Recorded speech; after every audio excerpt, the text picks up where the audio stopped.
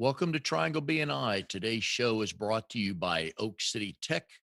They power your goals with proven technologies for increasing traffic, leads, and sales. They're a whiz at web design and SEO. I know they can help you grow your business. They've helped me grow mine.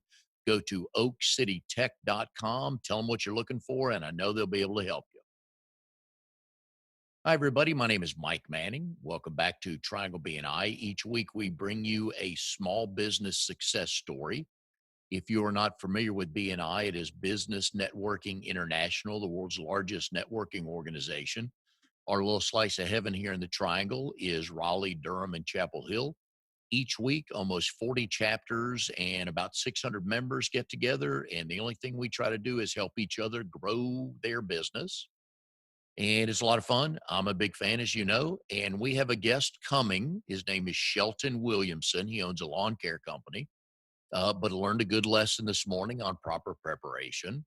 I need to let people know that this conversation goes on from laptops in an office or at home and not on car phones. And Shelton was out and about, and I never told him he needed to be on a laptop. So that is what I learned. So here's a couple other things I've learned in virtual networking. I know most people are not able to go out of the house. So if you wanted to chat with somebody, I don't enjoy a phone conversation anymore because I like to see you. I got to feed off your body language. If you're laughing, if you're making a point, you know, making a hand gesture, something, arm gesture, as we do with friends. I need that. So I don't know what you're looking for, how often you're in these Zoom meetings, but here's a couple things I have found out that kind of cracked me up. About 3 weeks ago, I started posting on LinkedIn about some of my pet peeves on Zoom, and most all my meetings have been on Zoom. A couple have been on GoToMeeting. Have not figured out Google, whatever they do, Google Rooms or Google whatever it is, have not figured that out. So I'm learning this as we go along. And at the age of 59, I'm pretty comfortable at what I'm learning, actually pleased with the progress I've been making. So my biggest pet peeve is if you know every Monday you have a 10 a.m. meeting in person, which can't happen now. So now it's on Zoom, and you log into your 10 a.m. meeting and you turn your video off. A, to me, that's just rude as anything you could do. And B, what I really want to know is what are you doing? So if you don't want to get dressed, that's fine. Just put on a collared shirt. Don't even care if it's, I don't know if you could even look and tell if it's fully ironed, wrinkled, as long as it looks presentable. The collar's pretty straight, and you've got shorts on, flip-flops on, that doesn't matter. What's going on behind you? More importantly, where are you? You have a meeting every week that you know you're supposed to be in, and you get my curiosity up by turning off your video. And I was on a meeting last week, and a lady said, we're moving. My office is just not presentable. I don't want you to see it, but I'm very interested in your group. So that's kind of should have been planned ahead a little bit. I think most people are used to seeing cats walking across the keyboard. We're used to seeing sometimes, especially for the parents with kids at home, I feel for you because it's hard enough raising kids. Now you got to try to keep them quiet while you're on a Zoom meeting. I get that. But a lot of people are forgiving on what's in your background, even what your face looks like and how well you're lit. But that's my number one pet peeve is you don't turn your video on. The next thing that I enjoy is sometimes you got to like a train wreck. And I'll be honest with you, I love my soap opera, General Hospital, and I loved WWE wrestling back in the day because there was a train wreck coming, and the best place for me to watch that is on TV. So I was in a meeting the other day, I think it was Wednesday, Tuesday or Wednesday last week, and there was a guy in his office, was on his laptop. He had logged on to the meeting on his laptop, no problem. Thought he had muted it, and he didn't. And he pulls out his cell phone to make a phone call, and we can hear everything. And I was praying for a colorful conversation about something. Don't want anybody to lose their job, anybody to get hurt, but I just flat wanted to be entertained. And unfortunately, it went straight to voicemail. I was very disappointed for me, but very happy for the gentleman who was on the phone making that phone call because it wasn't going to end well for him if it was a heated phone call, shall we say. But I really wanted to hear something. I got to be honest with everybody. Low quality audio. I love when people go way back here and you can't hear them or they mumble, who knows what, but we all need to be aware of that because at the end of the day, it's the audio we're looking for. The game I have told some of my BNI chapters because, and we're waiting on Shelton Williamson as our guest. He is coming, so hang in there with us. Be a good interview. One of the things I've told some of my BNI chapters, because I'm a consulting director, so I help 4 chapters and I'm in one. So I'm involved with 5 chapters, is there could be a good fundraiser that we could play each week. 2 ways you have to put $1 in. One is you start talking when you're muted, and the other one is you unmute yourself and say, "Can you hear me?" And then you start talking. So either way, people should have to put $1 in the jar. It's just one of those mistakes. It's kind of the curse jar for Zoom. And I try to explain to people that next to your name on your screen, if you are muted, like I'm going to mute myself right now, if you look for the red microphone, if I can see that, that means I'm muted. If I don't see it, that means I can talk. And then if I start talking and you can't hear me, that's another problem within the computer. Is my microphone hooked up right? Is my audio right? But if you see that red microphone with the slash through it, you don't need to ask me if I can hear you because I can't. But I just love all the things we learn on Zoom. Just it's a lot of fun sometimes to watch people, and you can always tell when somebody has something else going on because they're doing this, or if they're doing this way, that means they're probably on their cell phone. My favorite is the people with 2 monitors. So I'm looking at you this way, but I've got another monitor here. And I give you the impression that I might be typing or doing something related to this conversation, but I'm not.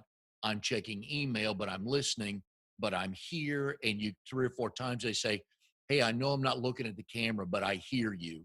And no, some people like to check email and maybe get on Facebook or something like that. I know occasionally I have if I get bored with what's going on.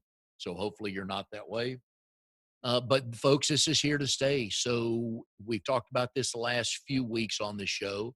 If you have a business that you are meeting Zoom meetings now or go to meeting or however you're doing it, this is going to be part of your future. The governor last week said he's not rolling us out to phase 3. We're hanging back at phase 2, which means most of us are still going to be at home. I know from a BNI standpoint, it's that tacked on at least another month because my chapter meets at a restaurant and we have to wait for not only the governor to give permission for restaurants to have more than 50%. And then with the restaurant we meet at, which is the Hibernian Pub on Falls of Noose, we have to make sure they are able to host a room with 25 to 30 people, which is what we have every week. So this stuff is here to stay, folks. Get ready to probably the rest of the year do a fair number of Zoom meetings. If you like these and you have a service business and you can go outside the triangle or whatever city you live in and find clients. I know from a coaching standpoint, we're meeting with our clients every week via Zoom, and it's great. Everybody's enjoying it. The good news is we were forced to do it, so I think that's why people are adapting to it quicker.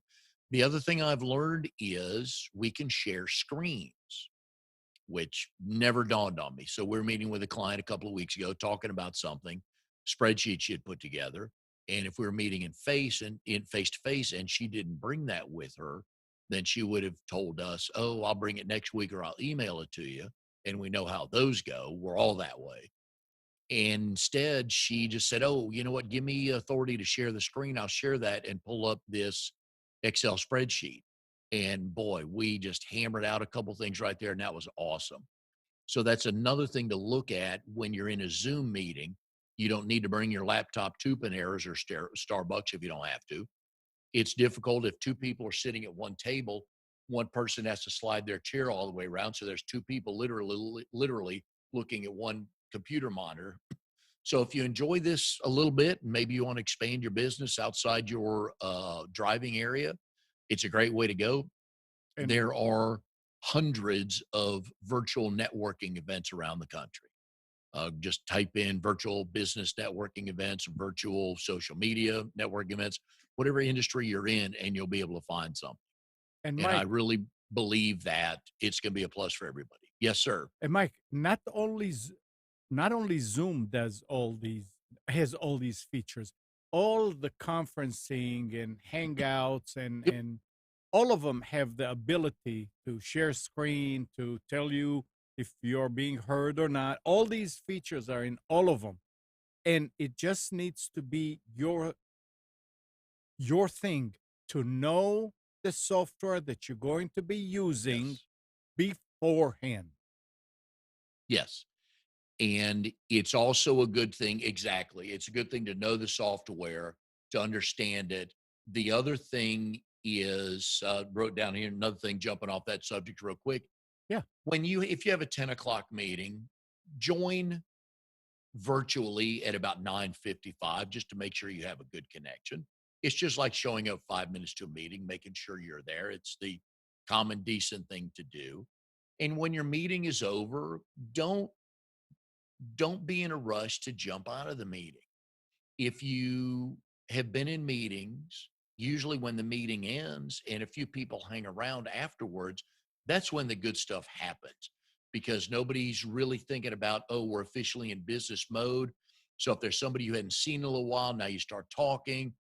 I've been in these before where business is being transacted because there's three or four or five of us on there and you get casually friendly conversation going on, and it's a lot of fun, A, and B, you can get very productive. So don't be in a hurry to rush out of there if you have a 10 o'clock meeting that ends at 10:50, unless you have an 11 o'clock meeting. But if you don't have an 11 o'clock meeting and you can't go anywhere, where are you rushing to? I mean, I've been in this chair since about 7:15 this morning, had a Toastmasters group and then another call, and I've got two more after this.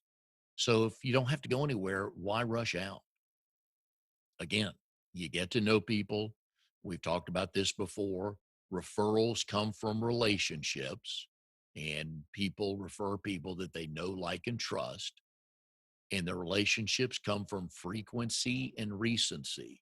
So if we haven't seen you in a while, we've probably forgotten about you. So think about the people you know that you haven't seen in a while. And when somebody said, hey, do you know anybody that, let's just say, sells insurance?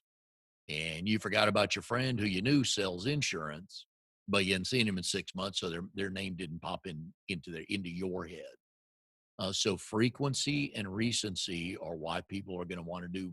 They're going to want to remember us, and then they're going to want to do business with us because they know us, they like us, and they trust us. So Amnon, what other? There's one thing that somebody was telling me some time Yes, ago. He said it's great to use Zoom and to do one-on-ones or anything like that because bad breath doesn't come into play and body odors doesn't come into play. yeah. If you have a 9 o'clock meeting, you can roll out at 20 till, get the coffee pot Yep. going, right? Throw on a collared shirt because nobody has any idea what else I'm wearing. Throw on a collared shirt, brush your hair if you have to. I don't, thankfully, and just get going. But you're But yeah, right. Yeah. it's something, you can be at your best, really at your Yes. best. You know, oh boy, did I brush my teeth today? Yeah. Yeah. Oh, you It's know, real easy. It's real easy to do virtual networking yes. because you don't need to do a whole lot personally. You still have to have, your talking points ready or your presentation if you have to give one. But You have to do, in my opinion, you have to do everything like as if you went into a meeting place, yes, except you don't have to drive. which is great. Yeah. Yeah, Because I've been way more productive doing this. sure. So So All yeah, right. go ahead. Shelton, can you hear me? Nope. Are you there, Shelton? Can you hear me? I can hear you. Can you hear me? I can hear you. Yes. Good. Excellent. All right. Thank you for rushing home to get on your laptop. We Yeah. appreciate that. And that was a valuable lesson for me to learn because I'm always home and I guess I just assume everybody else is. So I appreciate you working with me on that. Glad to have you here today. Full introduction. This is Shelton Williamson. He owns Williamson and Sons Lawn Care Maintenance. Shelton is in a core group in Fuquay Arena, which is basically the starter kit for BNI groups. There's a bunch of people that have the want to start a group, and you just keep inviting members to get to the point where you're an official group. So Shelton, glad to have you here today. Hey, How was thanks, Mike. Glad to be here. Thanks for having me, and really thanks for working through, all of these very small issues, and sorry for the oversight, but I'm glad to be here. no worries. So let's talk about when you joined your core group.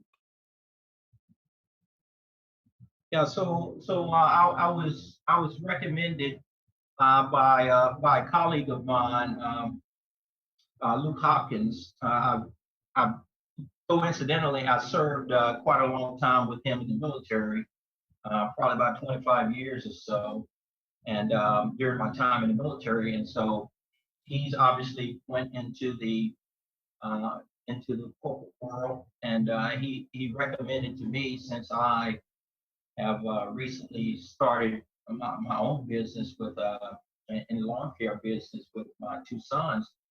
And so, he said it might be a good idea for me to, have the opportunity to expand my business and grow my business. And BNI, was a recommendation that he made to me. And so, after meeting Steve and all of my other colleagues that are currently inside of the group that are feverishly, basically trying to get that group to become a chapter. And I recommend that for anybody who is, either starting their business or wants to grow their business. BNI is a great opportunity. And one of the core values inside of BNI is building relationships, and really everybody wins, because recommending folks are recommending folks to you, and everybody wins that way. So let's talk about your business. I'm always intrigued by family businesses. I've been in one. My brother and I had a commercial cleaning company and a pest control company, and we worked well together because our skill sets were completely different. He would never want to do networking or anything, and I don't want to sit in front of a computer and do payroll and insurance and taxes. So it went well for us. We didn't need to spend a lot of time divvying up whose duties were what in the business. How did this story, what's the story behind how this company came about and how many sons are involved in this and who does what? Yeah, it's an interesting phenomenon, Mike, because when you ask me how did it get started, well, really it got started when I was about 12 or 13 years old. And I'm from a very small town here in North Carolina, Reedsville, North Carolina. And it was my responsibility to cut the grass, every week or so, whatever my mom, and dad dictated to me, in terms of what my responsibilities were. Well, I kind of I grew to love landscaping from right there. And I'll tell you a story, and I've told this story to many people. As a kid, you know, obviously it was my responsibility, weekly responsibility, but over time I learned to kind of really, really take this in and take it on. And so, as a young kid, back then I got $5 a week as an allowance. And I spent those $5 up all in one day playing Pac-Man or Miss Pac-Man, depending on, I'm dating myself, so but I did that, and so I said that wasn't enough money for me, and so I would go door to door with the lawnmower that my mom and dad provided for me, and I would cut grass, and so very soon my mom, who was probably the more boisterous one in the family, said, You're not going to be taking my lawnmower out there, cutting everybody else's grass and tearing up my lawnmower. So I was able to make enough money later on to buy my own lawnmower. So I bought my own lawnmower, weed eater, the whole little thing, and I did that. But one thing I noticed is in my hometown they have a men's garden club, and every month they would award yards across the city with what they call yard of the month. And I know it's a long story, but I promise I'm going to get to it as soon as I can. But anyway, they would award different zones. So 7 or 8 zones in my city, and I kind of went around the neighborhood to figure out who was winning in my zone. And so it was a gentleman named Mr. Washington. He lived about 2 blocks from me. And I said, well, what is it that I'm not doing that I can't win this award? So I went and talked to him quite extensively, and he really taught me the ropes of lawn care and landscaping and the whole thing. And then, so one day in late May, we were about to get out of school, and I came home and I saw that sign in front of my yard, and my mom was standing outside the door with tears running down her eyes, and she was ecstatic because she knew this was something. I mean, I was just 14 or 15 years old, and here it was. I was able to beat the guy who gave me all the secrets.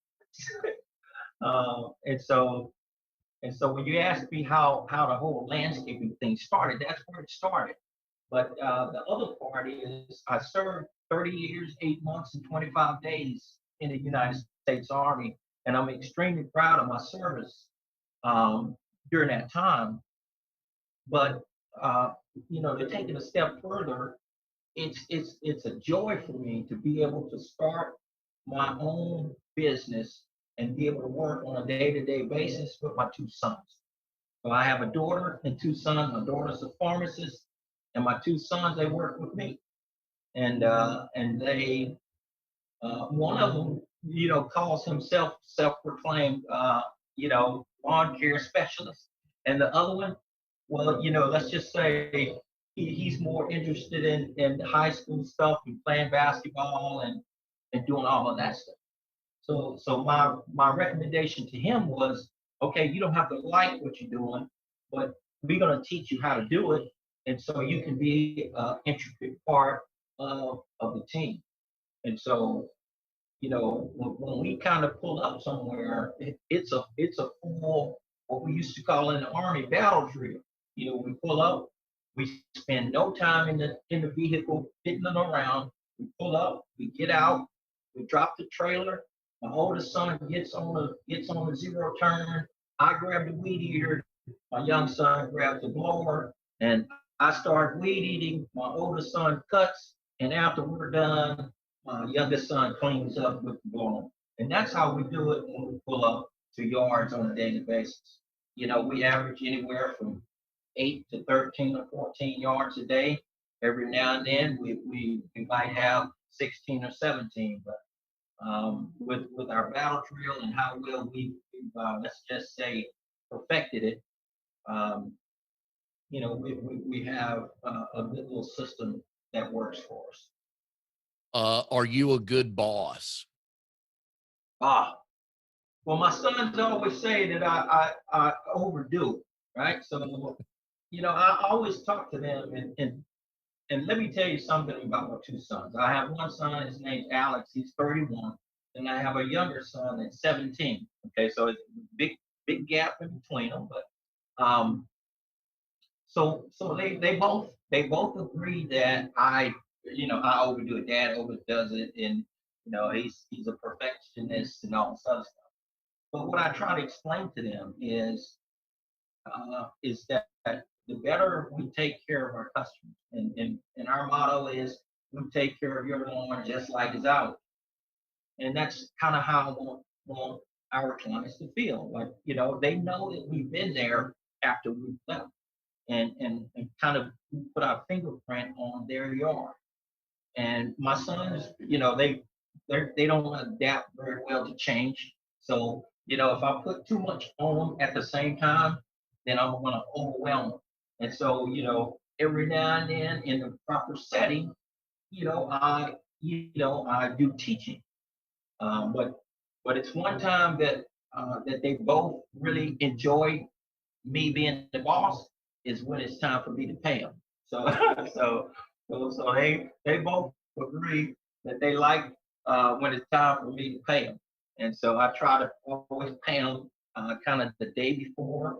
They're I mean, we're not a big company, but the bottom line is I get the opportunity to be able to have something to say about both of my sons' bottom lines, and and this is huge, especially during a time like this and the way our country is going for men of color.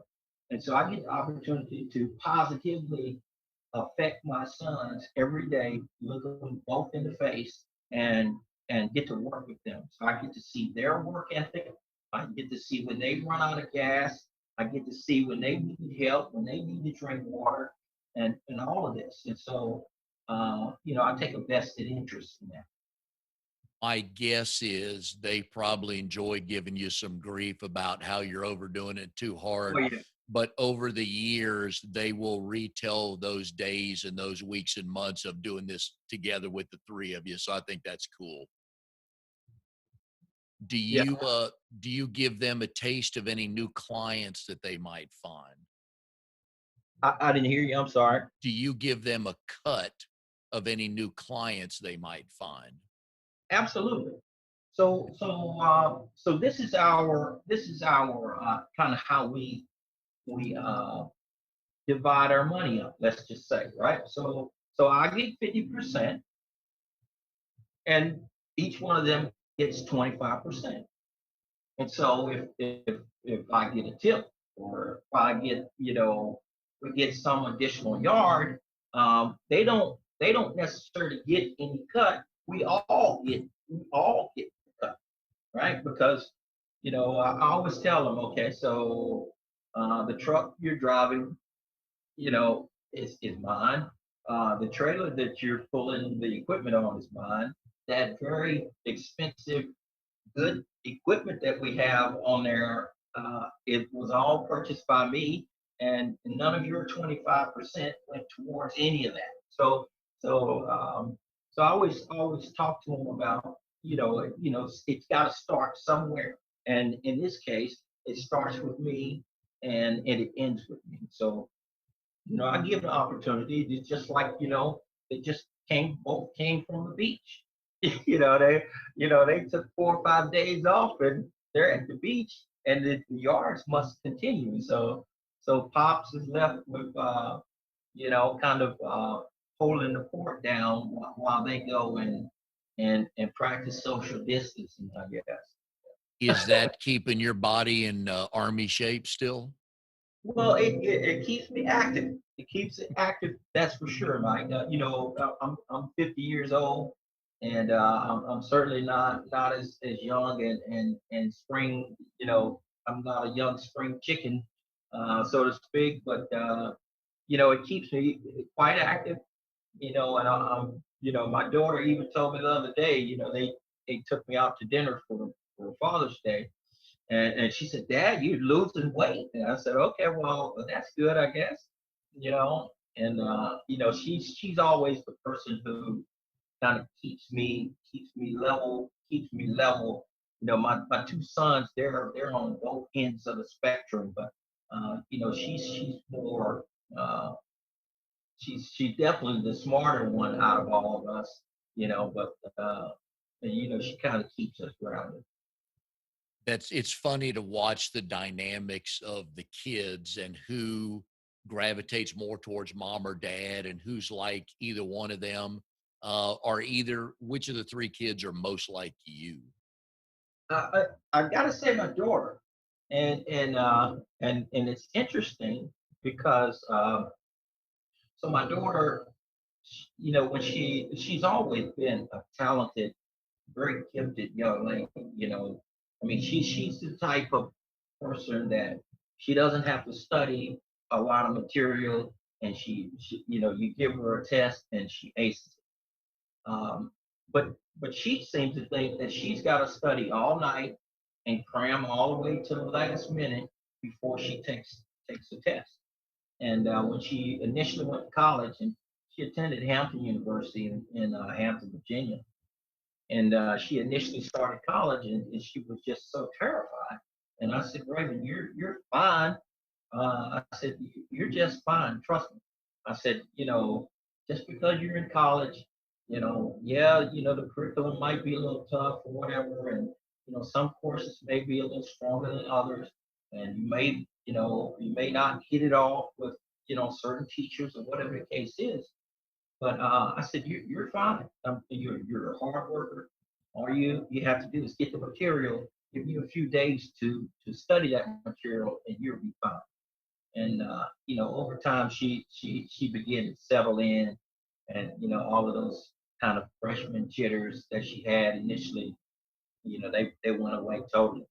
And she's an athlete too, so she's quick to point out that cheerleaders are athletes too. And so she was one of two freshmen that made a cheerleading squad out of 83 participants that were trying out. So, I told her, I said that's a pretty good percentage. I said, you can count, you got to count your blessings on that.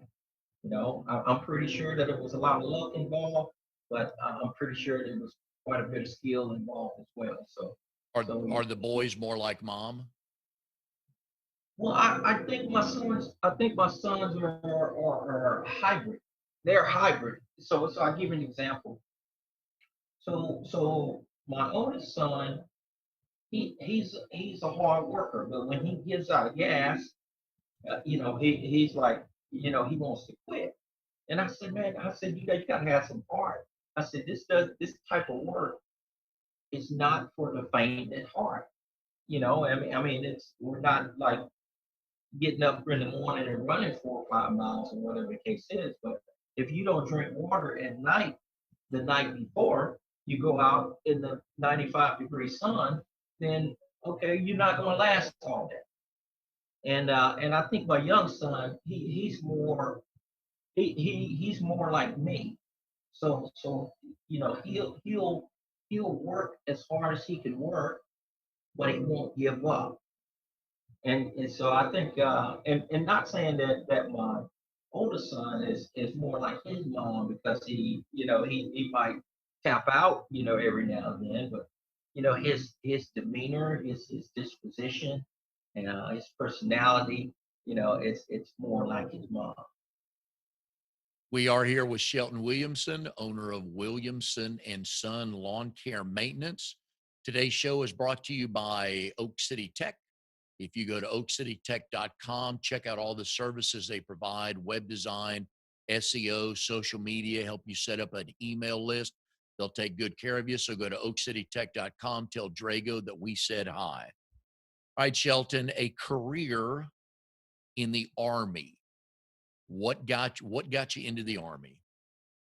So I always have all these stories, but they're all factual. so, um, so when I was a senior in high school, I was being recruited to play baseball by a college by the name of Pembroke State. It's called UNC Pembroke now, Yep. but it was Pembroke State University. And so I played three sports. I played football, basketball, and baseball. So I was okay in football. I love basketball the most, but I played baseball the best. And so likewise, I was being recruited by Pembroke State, And my senior year in high school, I broke my ankle in basketball season. So, it was toward the end of basketball season. So, right around February time frame is when I broke my ankle. Well, back then, when you had to like submit, admissions request, you had to send in this big packet. It had to be in by the 31st of December or, the 1st of December. All of this stuff, definitely not any of this online stuff that they have these days. And so they obviously had expressed a lot of interest in me. So I was going to go down there in April for a campus visit. And so I did. And I went down there with a big cast on my leg. And, so I'm just a kid, and I'm thinking, okay, all right, I'll be in this cast for 6 weeks. And, yeah, I might not be as fast as I am immediately coming back from injury, but I'll be just fine. All of my skills are still there. I can still swing the bat. I can still bat for average. I can put the ball anywhere on the baseball diamond that you want it. And and so when I got down there, it was kind of weird, because they saw the cast on my leg, and growing up there, everybody called me Randy. So they said, Randy, what happened to your leg? I said, well, I broke my ankle, playing basketball in a basketball tournament, high school basketball tournament. So anyway, they didn't really say anything then while I was there to visit, but they sent me a letter. They sent me a letter, and they said, well, look, we want to hold off on offering you a scholarship for 4 years, but we'd like you to walk on the first year, and depending on how well you recover from your injury, we'll be willing to offer you a scholarship for 3 additional years. And I was like, I can't do that. I was like, I have a sister in college right now. Are you kidding me? Both of my parents, they have decent jobs, but they're always ranting around the house about how much money they have to fork out for my sister that that's already in college. I was like, are you kidding me? If I went to them and asked them for additional money for school, plus, at that time it was hard for me to try to go somewhere else because, I kind of had my sights set on Pembroke State. So I basically would have had to, try to go to, community college or something like that, as a filler. And and I didn't do that. So I enlisted to go into the military. They gave me a ton of money for college. I could recover my ankle. By that time, I still had aspirations of playing baseball. And they said, well, you come home for 2 or 3 years, you get out, you go to college, and you'll be more mature, and you'll have polished your skill, and you'll be just fine. So I enlisted to go into the service, and you know, here I am, 30 years later, or 31 years later or so, and I like looking back at people's lives for that moment in time. So if you don't break your ankle and you go to Pembroke, do you ever make it into the army, do you think? absolutely not, because growing up in my household, my my parents, and I'm the youngest of six. So I have five siblings. I'm the youngest. And when we turned 18, we had to that was decision time. Okay, so you either start working, you move out, or you go to college somewhere, and that was it. That was it. You either had to ship up or ship out, one or the other. And so that was the tail of the tape in my household. And so I knew I had to do something. So I didn't want to be uh, one of these kids, I guess, that were indecisive about what I want to do, and go to a couple of years to you know community college and all of this. And so to be honest with you, I was seriously embarrassed, Mike, because I had stellar grades. I was 3.8 GPA. I went to school for 13 years without missing a day of school. And I mean, I was number 21 out of 263. Um, and so, I felt like that I was pretty accomplished, academically. And so, for me, uh, it took me a couple of years actually to tell folks I was in the military. I was ashamed that I had to go to the military. And so once I got into the military and I understood the fabric of, our army, then, I started to kind of become, proud of where I was and what I was doing. And again, just looking back, once you get to a certain age or stage in life, you kind of look back at kind of how things happen and connect the dots to how you got there. If you go to Pembroke and you have any kind of baseball success, you probably stay there and play baseball. So, now we're talking different family, different cities you lived in, different jobs. So I always love those moment in time things that started you down this path versus the other ones. And more times than not, people tell me it worked out for the better. Yeah, well, I mean, for talking to a person who grew up his whole life saying, "I don't want kids, I never want kids," and then the man upstairs puts me with three kids. So how about that for revealing yourself to folks?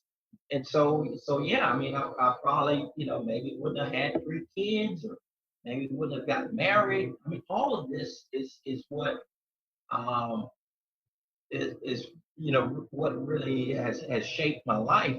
And so if you ask me if I had to do it all over again, would I change anything? I would change nothing.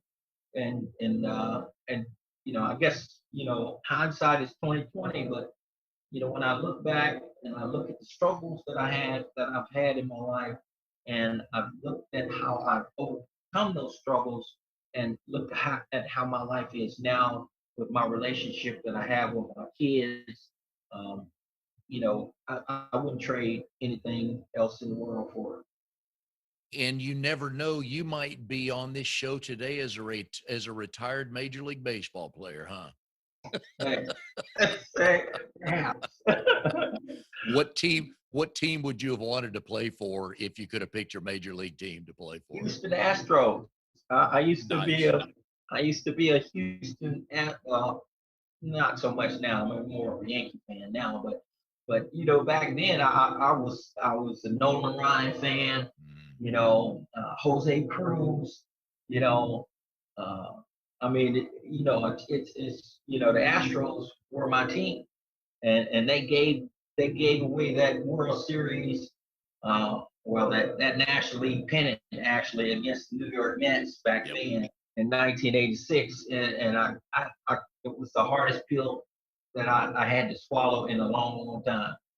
We lived in Sugarland from '89 to about '93, and I've been an Astros fan since. And I Yeah. share your struggles with today's Astros Are and you what they kidding did to me? win the World Series.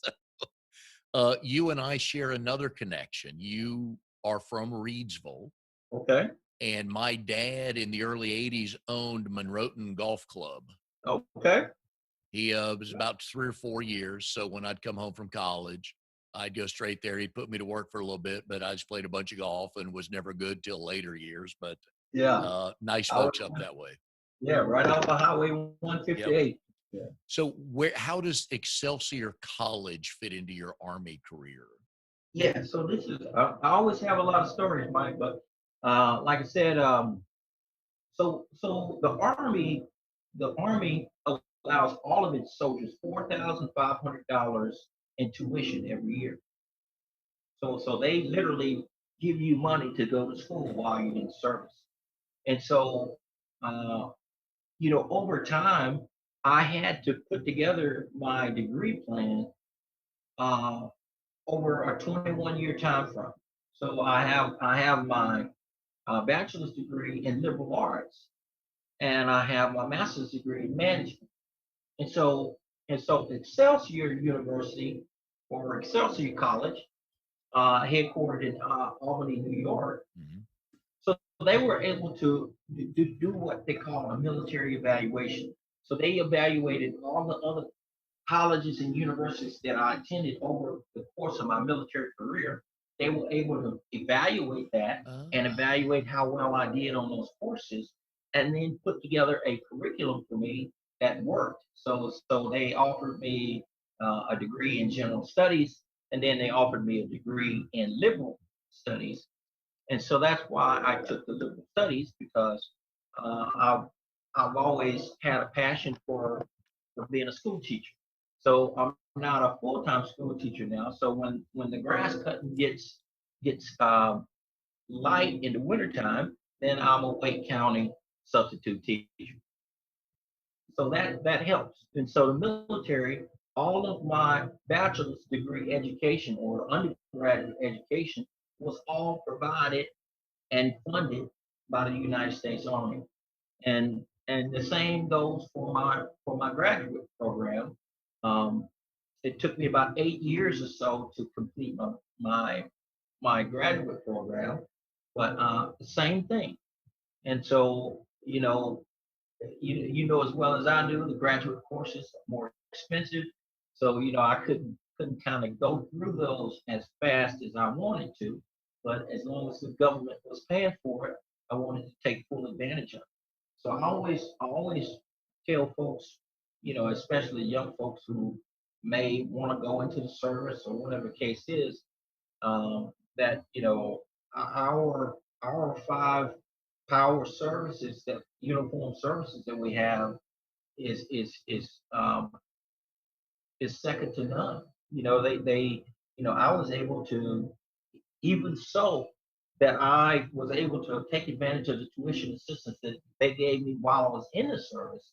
I was able to transfer my my educational benefits that I took when I first came in and transferred them to my daughter. And so they paid for my daughter for 5.5 years of education at Hampton University, and I only had to pay out of my pocket for one semester. And wow. you just can't beat that. So you got $4,500 a year, whether you took it or not. So Yes. So how so many every how many different schools did you take classes at as you're moving around? oh my goodness, St. Leo University, Park University, Central Texas College. Oh man, said Are we, St. Leo. without naming them all, are we up Oh, to it's just 10? about 4 or 5 of them. It's about Okay. 4 or 5 of them. Very nice. Do you have a t-shirt and a hat and you know the fight song for each one? Oh my goodness. I mean, you wouldn't believe, and this is the tale of the tape for many servicemen and women. This is a tale of the tape, and some of them, because they move around so often, it's hard to have that same continuity wherever you go. And so it's good that they have this system where they can do what they call military evaluation, and they can turn your military experience coupled with whatever kind of core courses that you've had to take, in order to become kind of vested in that university, and they can make it work for you. What did you do in the Army? So I was a logistician when I first went in the military. I worked in artillery, field artillery. So we had the big guns, M198, um, you know, 155 millimeter howitzer, and I did that for about 3 years. And I said, well, I don't think I can do this for 30 years and have something substantive to fall back on. So I chose to change my MOS to change my job. Military occupational skill is what MOS stands for. Anyway, your job. And so I changed it to logistics, and it was the best decision that I could ever make. I had some of the higher ranking military folks say it's a horrible decision. You're never going to get promoted, and blah blah blah.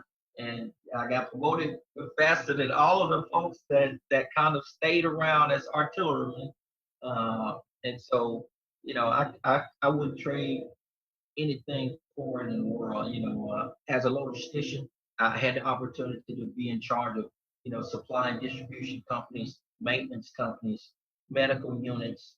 We set up, medical medical facilities in the middle of nowhere with surgical capability, and this would cut down what they call the golden hour when servicemen and women would be injured or hurt or gunshot wounds or whatever the case is, and we were out there, doing the nation's bidding on that.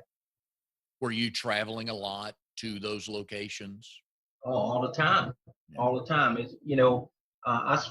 I spent the last probably 12 or 13 years in service, and like I said, I was really blessed enough to be promoted all the way up to what they call command sergeant major, and in that capacity, you know, uh, you have to go wherever your soldiers are. And if your soldiers are in a location, you got to go see them. You got to put eyes on them. You got to touch them, and you got to let them know that you care about them and you care about their safety and their well-being. You're looking out, making sure that you provide resources for them that they need in that remote location, and that's all I did most of the time when I'm out there is travel around the battlefield and visit my soldiers. Does that logistic mindset, because your mind is a map, because you're looking at 82 different moving parts, does that help you when you jump out of a truck, look at a lawn to figure out, all right, here's what we can do. We can, trim this here, grow this here, move this here. Yeah, so that all starts when we pull up. Yeah. When we pull up, we're examining the area, we're checking to see if it's flat, if it has a fence, if it's got a hill, or how many cars are parked in the driveway. All of this stuff is what goes on, and this is the part that my sons they have fun, kind of kidding with me back and forth. They're like, Dad, it's not that serious, okay? It's just a yard or whatever. I'm like, okay, man, it is serious, Yeah. but like I said, I'm in a totally different generation than both of them, Mhm. and so, you know, when I was growing up, folks told me you know, my generation was horrible. I mean, I'm pretty sure you like we never did it like this or Yeah. whatever the case is, but the generations all different. And I grew up playing Atari 2600, and I was blessed enough to get the Atari 5200. And these were like video games, during my era of growing up. Not none of this stuff now that they have that everything requires gigabytes and data space and all this other stuff. So My father-in-law was a career officer in the Air Force, and my wife moved around a ton. She enjoyed that life very much. Did your kids enjoy moving around? are you kidding me? I mean, that we would always be concerned about how our kids were going to react to news that we were getting ready to move in. Mhm. And believe it or not, the adults were the ones with the biggest issues. Our kids were the most resilient group of kids that you ever seen. And all they did was they kept communication. Even to this day, they kept communication with the folks that they were friends with, and they maintained those relationships. And they just have, they have folks all over the globe right now that they are friends with, and they keep in contact.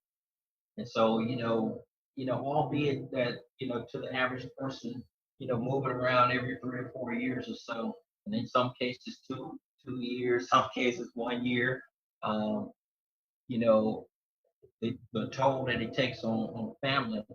I think the stronger the family talks and communicates together with each other, um, none of this stuff is insurmountable when it comes to moving. Say, okay, all right, we're moving to Fayetteville, North Carolina. Okay, all right, we've been there before. All right, well, are we gonna live in the same area there? No, we're gonna live in a different spot, but that's okay. Don't worry about it. You're gonna be going to 71st High School. You're not going to Douglasburg, but I mean, all of this stuff.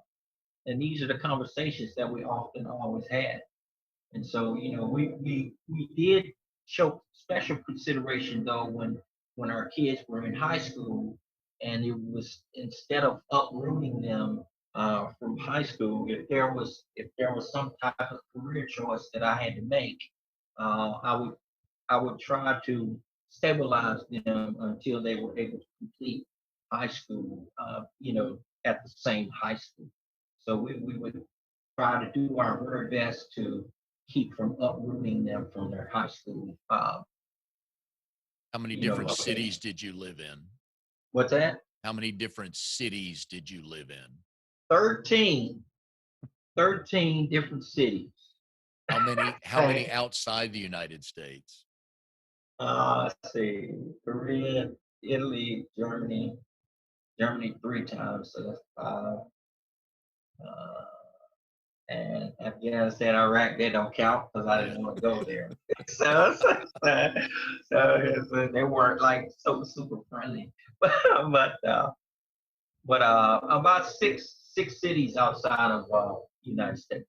Were you able to take advantage of that time over in Europe to go see some sites Um, and visit places?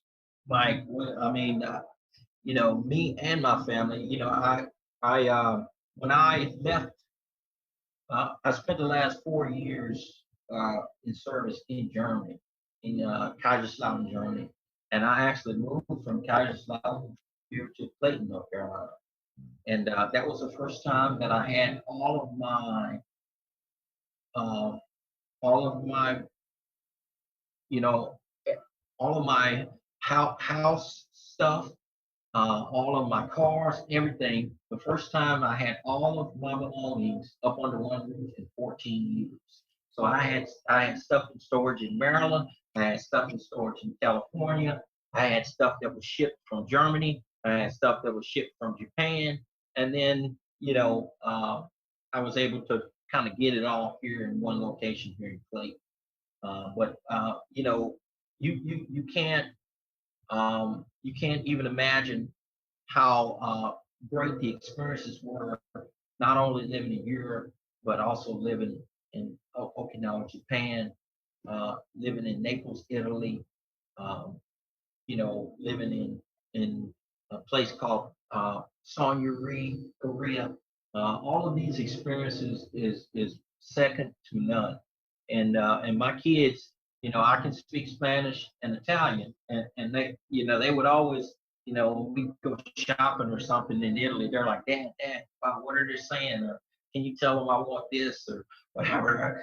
But I like foreign languages, so I picked up Italian, and I took Spanish in high school, and I had a lot of colleagues that were Latino, and so they also were responsible for helping me develop my Spanish Do you get to use those two languages anymore? all the time, especially Spanish. Mm. So certain areas in the triangle that are heavy laden with Latino population or whatever the case is, I mean, oftentimes you have to use it. We have clients, I have clients that are Latino, and they really do appreciate you understanding and speaking their language, because to them it's like an anomaly, I guess, for people to speak their language. If your first name is Shelton, when did they start calling you Randy? Yeah, so my middle name is Randolph. Okay. So Shelton Randolph Williamson. And so, as a very young kid, everybody called me Randy, and they actually called me Little Randy because I was really small. So, don't ask me how. So but I was really fast. So my baseball skills, you really didn't have to be tall to play baseball. Mm. As long as you could put the bat on the ball, you had soft hands, or you had a cannon, you could survive on the baseball diamond. But basketball, like I said, it was the sport that I loved the most, and I guess I desired to play, college sports at that level. But just wasn't for me. Well, Shelton, we appreciate having you on the show today. I hope you never get tired of people like me who did not serve in the military thanking you for your service. But I always want veterans to know that, because it's, you guys do things that most of us wouldn't want to do and don't want to do. So it's always very much appreciated. Well, I appreciate it, Mike. Thanks for having me, and I appreciate. I think you said your father-in-law uh, served in the Air Force, if I'm not mistaken, Hmm. and I appreciate his service. And anyone who raises their hand without a gun to their head and say that I want to go and I want to do the nation's bidding and and be what I call America's number one resource, and that's American military service, man or woman, and it takes a whole lot to do that. Well, and if anybody listening or watching needs a new landscaper, they can certainly find you at Williamson and Sons. The phone number we've been putting on the screen throughout the interview. So I would love for somebody to hire you just to see if your boys are right, that you're too much or just enough, but just the dynamics of watching that would be a lot of fun. So Yeah. anyways, good luck with the business and good luck in your second career. We appreciate you being on the show with us. And we'll see everybody next week on Triangle BNI.